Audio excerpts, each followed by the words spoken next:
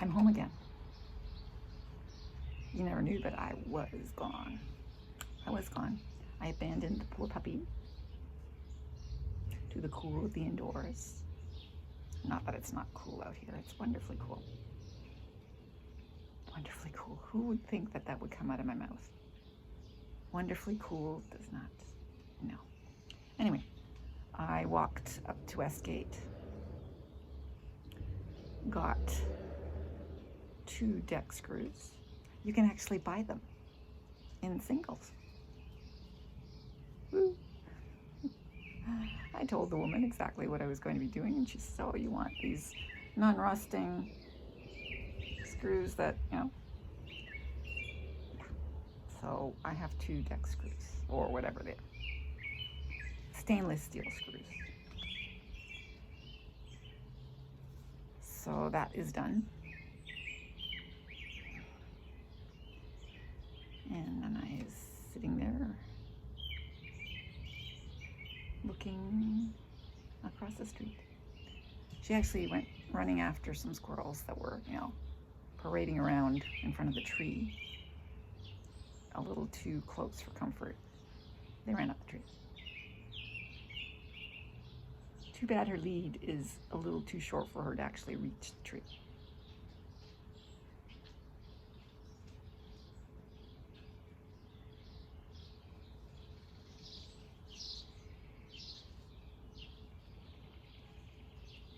But if it were any longer, she would get tangled, somewhat, like she regularly does anyway.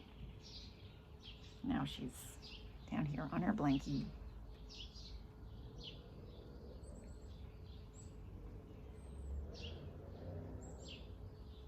Her mom will walk her later on.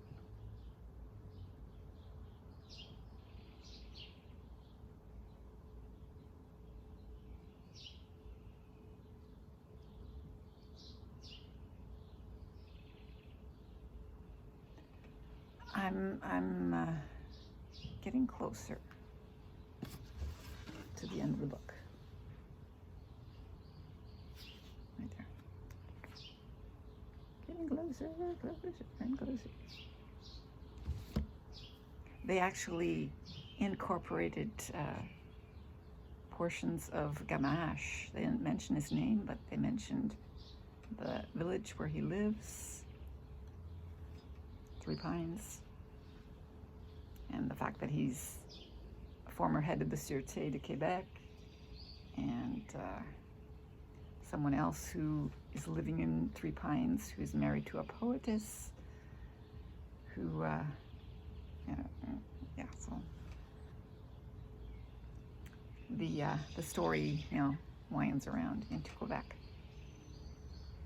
One of their sources, I think, is going to be that particular man, who changed his name and has a different name now. And we know him from the last story in 3 Pines.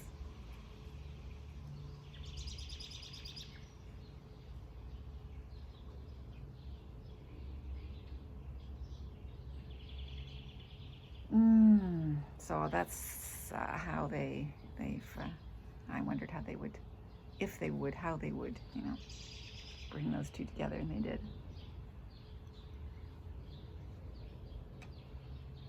Of course, all the names are fictional. So the President of the United States and the Russian president are fictional, and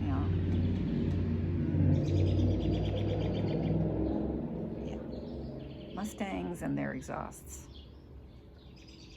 That was a brilliant crimson red Mustang.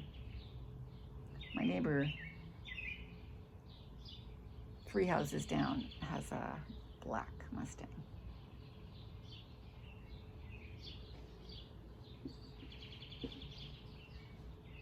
I wore my clogs all day yesterday, and then I decided to stop wearing them in the evening and not wear them overnight. And so today I've I don't know when I'm going to wear them. I'm wearing them now. So far, I don't notice any after effects up here, which is usually when I'm wearing the wrong shoe, it translates to problems further up because everything that happens to your feet, you know, moves up your body. So if I'm on the wrong tilt, if I'm, you know, if my body's slanted wrong, if things are wrong, things eventually start hurting. I don't know. That doesn't seem to be happening. So perhaps, despite the lack of a lot of support, the bed being proper is enough. My orthotics being in there is enough. Maybe, I don't know. We will see. So far, so good. But this is, since I've been back, is the first I've worn them all day.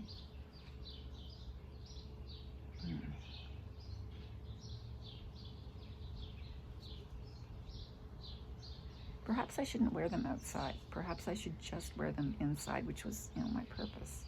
To find a good indoor shoe. Good indoor shoe. Yeah, this is not a good indoor shoe. And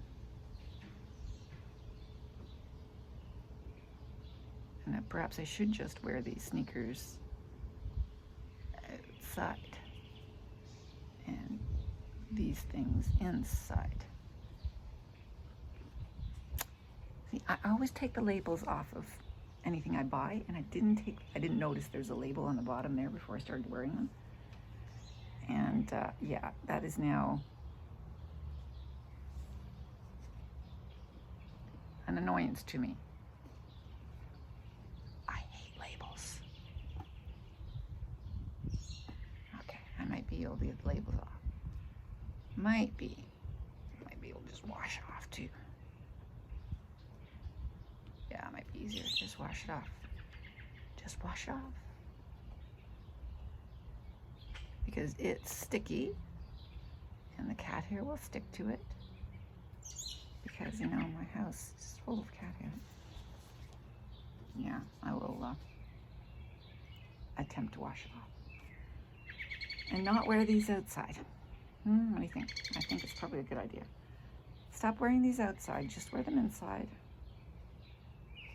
Like you intended. Sneakers out. Holy sneakers. I have holy sneakers. It's ridiculous.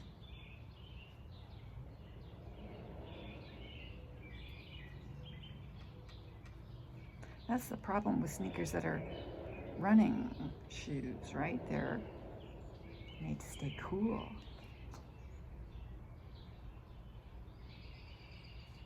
If something attacks them, they get holes. It's a second pair of sneakers that have ended up holy.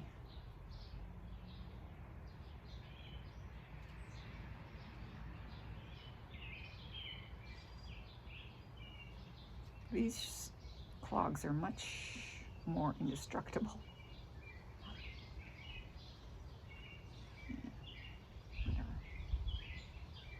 They will be for inside. The sneakers will be for outside. Okay, decided it. Okay, let me get back to finding out what happens in the end of this, because it's starting to be interesting. It's just the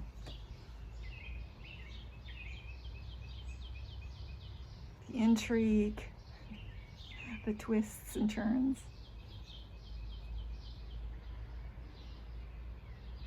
And that is Louise Penny. She does that. She turns things around and then turns them around again and turns them around till you don't know where you're looking. You don't know if you're coming or going, because the story just keeps on flipping.